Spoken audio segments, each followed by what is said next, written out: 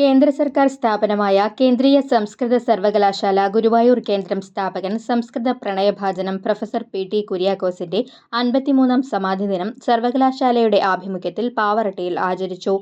പാവറട്ടി തീർത്ഥകേന്ദ്രത്തിലെ കുര്യാക്കോസ് ഖബറിടത്തിൽ വിദ്യാപീഠം സംരക്ഷണ സമിതി president Thomas പാവറട്ടിയുടെ നേതൃത്വത്തിൽ പുഷ്പാർച്ചന നടത്തി. തുടർന്ന് കുര്യാക്കോസ് സ്മൃതിഭവനിൽ നടന്ന അന്തർദേശീയ പ്രഭാഷണം പൂനെ യൂണിവേഴ്സിറ്റിയിലെ പാലി ആൻഡ് ബുദ്ധിസ്റ്റ് സ്റ്റഡീസ് അധ്യക്ഷൻ പ്രൊഫസർ മഹേഷ് എ ദേവ്കർ നയിച്ചു. കേന്ദ്രം ഡയറക്ടർ പ്രൊഫസർ കെ ഷൈനിന്റെ അധ്യക്ഷതയിൽ നടന്ന സമ്മേളനം പാവറട്ടി പഞ്ചായത്ത് പ്രസിഡന്റ് ആൻഡോ ലിജോ ഉദ്ഘാടനം ചെയ്തു.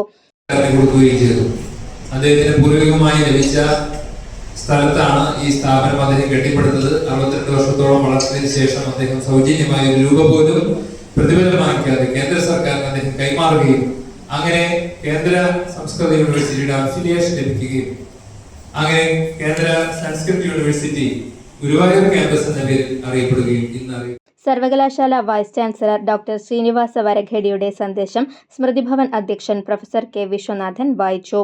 പൂനെ യൂണിവേഴ്സിറ്റിയിലെ ഡോക്ടർ ലത മഹേഷ്, കുര്യാക്കോസ് മാസ്റ്ററുടെ പൗത്രൻ പി.ജെ. കുര്യൻ, കൺവീനർ ഡോക്ടർ ഗണേഷ് കൃഷ്ണഭട്ട് എന്നിവർ സംസാരിച്ചു.